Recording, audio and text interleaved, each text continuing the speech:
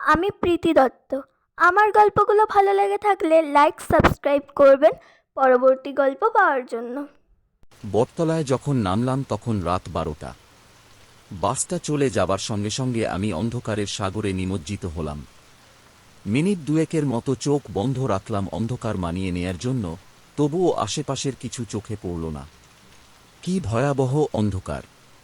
বেশ অনেকদিন পরে গ্রামের বাড়িতে আসছি। এখান থেকে 1.5-2 কিলোমিটার দক্ষিণে আমাদের গ্রাম। রিকশাই একমাত্র বাহন, কিন্তু এত রাতে রিকশা পাবো কিনা সন্দেহ হল। বাড়ি যেতে আবার দুটি বিশেষ জায়গা পার হতে হয়, যেগুলো গ্রামের কিছু লোকের ভাষায় দেও দানব এর আবাসস্থল।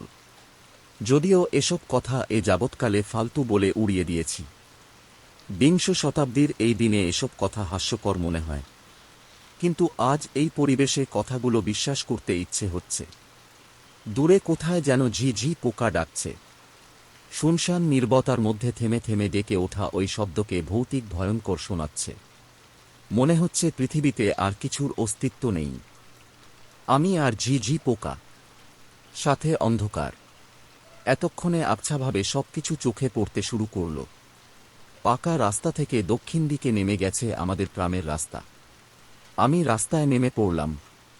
ছোট দোকানটি চোখে পড়ল, বন্ধ হয়ে গেছে অনেক আগেই। পাশে যেখানে রিকশা থাকার কথা সে জায়গাটা ফাঁকা। ভয়ে আমার গা গা ছমছম করছে। এখন কি করি? একটু ইতস্তত করে ধীরে ধীরে সামনে এগুতে থাকলাম। হঠাৎ এক ঝলক আলোর স্ফুলিঙ্গ চোখে পড়ল। সর্বনাশ!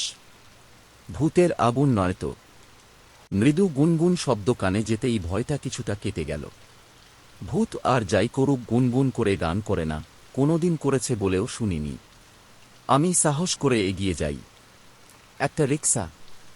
সিটে বসে বিড়ি ফুঁকছে রিকশাওয়ালা। বিড়ির টানে যে আলো সৃষ্টি হল তাতেই তার চেহারা পরিষ্কার দেখতে পেলাম। রোগা পাতলা শরীর, শুকনো মুখ। আশ্চর্য! বিড়ির আলো যে এতটুকু তা কখনো কল্পনাও করিনি। দিনের আলোয় কখনো বোঝা যায় না অন্ধকারে এই একটু বিড়ির আলো কত উজ্জ্বল হয়ে জ্বলে। আমাকে দেখে লাফ দিয়ে নেমে দাঁড়ালো সে রিকশা থেকে। বিড়িটা ছুঁড়ে ফেলে দিল। বাইক যাইবেন? উঠেন। আমি একটু অবাকই হলাম। চেনে নাকি আমাকে? হতে পারে, গ্রামের অনেকের কাছেই আমি পরিচিত। আপনি হ্যারিকেন জ্বালাননি কেন? আমি জিজ্ঞেস করলাম। কমাইতে গিয়া সলতা ভিতরে পইরা গেছে, রিকশাওয়ালা কৈফিয়াত দিল। আমি রিকশায় উঠে বসলাম। অন্ধকারে রিকশা চালাবেন কিভাবে? রাস্তা দেখবেন কি করে? অসুবিধা নাই, বিলাইয়ের চোখ আমার, অন্ধকারেও সব দেখবার পারি। আপনে শক্ত হইয়া বইসা থাকেন। রিকশা ঘুরিয়ে অদ্ভুত কায়দায় লাফিয়ে তার আসনে উঠে বসল রিকশাওয়ালা। কয়েক মুহূর্তেই দ্রুত চলতে শুরু করল রিকশা। ওই রোগা পটকা টিনটিনে শরীরে যে এত শক্তি তা ওকে দেখে বুঝতে পারিনি। কিছু সামনেই দেও দানবের আবাসস্থল, বিশেষ জায়গা দুটির প্রথমটি। উত্তর পাড়া আর দক্ষিণ পাড়ার ঠিক মাঝখানের কালভার্টটি। কালভার্টের দুই পাশে দুটো শিমুল গাছ, দুই পাড়ার লোকজন বুনেছিল। বিশাল আকৃতি নিয়ে দাঁড়িয়ে আছে গাছ দুটি, দেখতেও হুবহু এক। আর চারিদিক বিস্তীর্ণ মাঠ, ক্ষেত, খামার। সবাই বলে নিচ দিয়ে যাবার সময় শিমুল গাছ থেকে ঝাঁপ দিয়ে ঘাড়ের উপর আছড়ে পড়ে দেও। কিছুক্ষণের মধ্যেই উত্তর পাড়া পার হয়ে গেল রিকশা। অন্ধকার থেকে আবছা আলোয় আসতেই বুঝলাম উত্তর পাড়ার শেষ বাড়িটি পার হলাম। কিছু দূরেই কালভার্ট। আমি চোখ বন্ধ করে বসে রইলাম। সত্যিই ভয় পাচ্ছি। মৃদু ঝাঁকি অনুভূত হতেই বুঝলাম কালভার্ট পার হচ্ছি। একটু করে চোখ মেলে তাকাতেই দেখলাম ও পাশের শিমুল গাছটা পাশ কাটিয়ে চলে যাচ্ছি আমরা। মনে একটু সাহস ফিরে এলো। একটা ঝামেলা তো পার হলো। পরবর্তী স্পট একটু সামনেই। ওখানটা অবশ্য একটু অন্য রকম। বাংলা দ অক্ষরের মতো দুটো বাঁক নিয়েছে রাস্তা, চারপাশে বাঁশের ঝাড়। দিনের বেলায় বেশ অন্ধকার হয়ে থাকে, আর রাতে হলে তো কথাই নেই। বাঁশ ঝাড়ের মুখে ওখানেও বড় একটা শিমুল গাছ দাঁড়িয়ে। কাকতালীয়ভাবে এটিও একই রকম দেখতে। রাতের অন্ধকারে গাছটিকে আরও ভয়াবহ দেখায়। মনে হয় বিশাল এক দৈত্য দাঁড়িয়ে আছে। এর সম্পর্কে নানা রকমের গল্প শুনেছি ছোটবেলায়। দিনের বেলায় যেতে গা ছমছম করে, রাতের বেলা ওখান দিয়ে গেলে নাকি বোবায় ধরে। বোবা বিষয়টা কি তা আমি এখনো কারো কাছে সঠিকভাবে জানতে পারিনি। অনেককেই নাকি বোবায় ধরেছে এ পর্যন্ত, কিন্তু এখনো এমন কাউকে পাইনি যাকে বোবায় ধরেছে। সবাই শুধু শুনেই এসেছে। ভয় কাটানোর জন্য অন্য কিছু ভাবতে বসলাম। বিকেলে রওনা হয়ে রাত 12টায় এসে পৌঁছেছি। মাত্র 100 কিলোমিটার পথ। আশ্চর্য, ঢাকা থেকেই যদি 3 ঘন্টা সময় লাগে বের হতে তাহলে কেমন লাগে। ভীষণ মেজাজ খারাপ হচ্ছে দেশের ট্রাফিক ব্যবস্থার উপর। অন্ধকারে রিকশাওয়ালা সাই সাই করে প্যাডেল মেরে চলছে।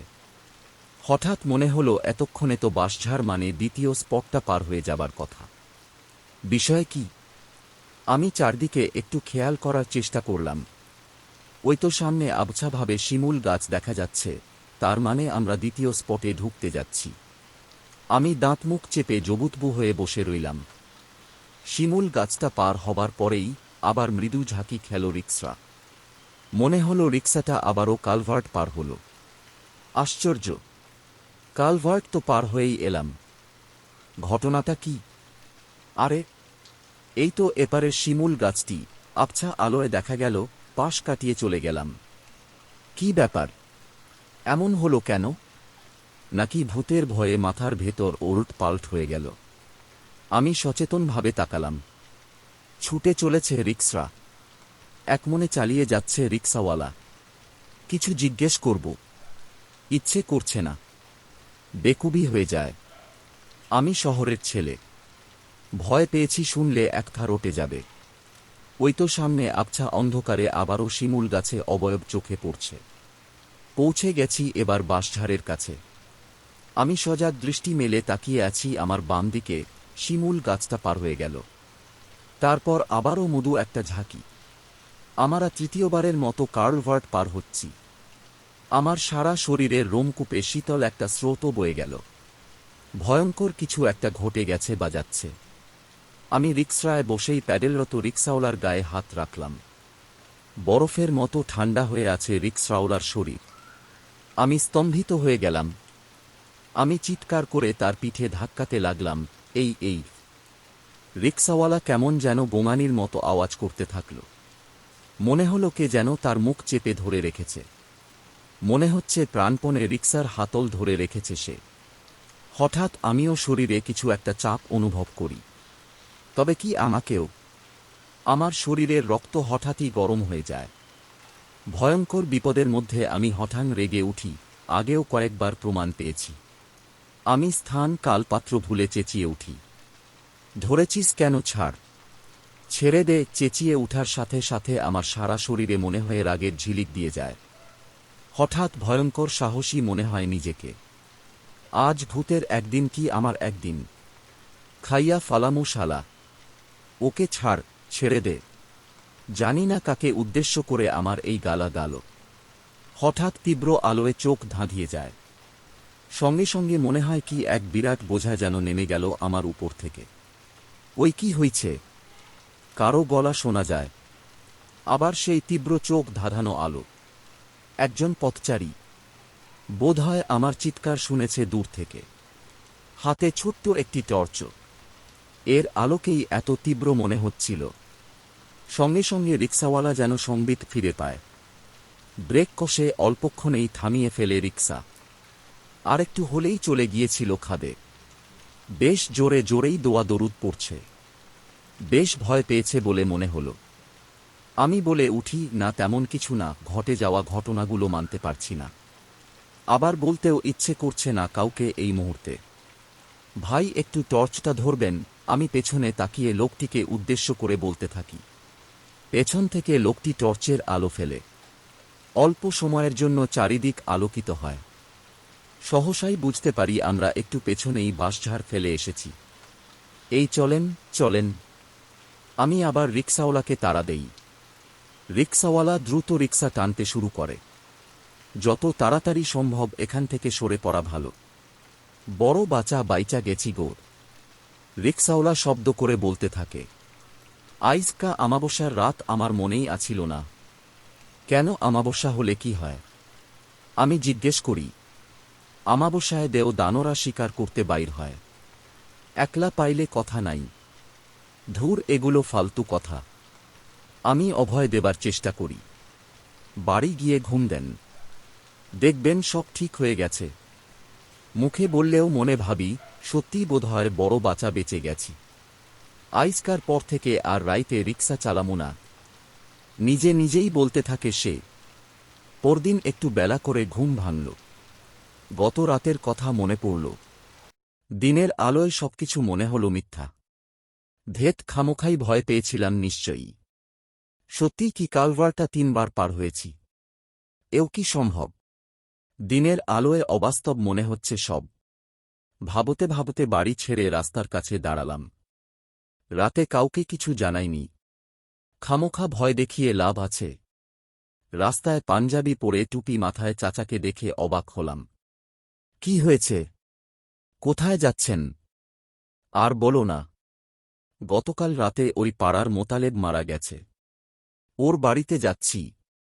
কথাটা শোনার সাথে সাথে প্রচণ্ড একটা ভয় ঘিরে ধরল আমাকে। মোতালেব কি রিক্সা চালাত? আমি ভয়ে ভয়ে জিজ্ঞেস করলাম। আরে না, ও রিক্সা চালাবে কেন? জুয়া খেলা কুল পাইত না, আবার রিক্সা? তাই নাকি? একটা পাষাণ ভার যেন নেমে গেল আমার মাঝ থেকে। বিদেশে আছিল কয়েক বছর। কিছু কাঁচা টাকা পয়সা নিয়ে আসছে, তাই জুয়া খেলা উড়ায় এখন। তা হঠাৎ মরে গেল যে? আমি জিজ্ঞেস করি। আর বলিস না, গতকাল নাকি রাত 12টার দিকে জুয়া খেলা বাড়ি যাইতেছিল বাসছক তলা দিয়া। ভূতে ধরছিল কিনা কে জানে। বাড়ি গিয়া জ্ঞান হারাইয়া পইরা যায়। তারপর আর উঠে নাই। কথাটা কানে যেতেই আমার পৃথিবী দুলে উঠল। সেই লোক নয়তো? টর্চের তীব্র আলোয় যে চক্র থেকে আমরা উদ্ধার পেয়েছিলাম গত রাতে, ও কি সেই চক্রে পড়ে মরে গেল? দিনের আলোতেই আমি আবার চারিদিকে অন্ধকার দেখতে শুরু করলাম। চাচাকে আর কিছু জিজ্ঞেস করার সাহস হল না।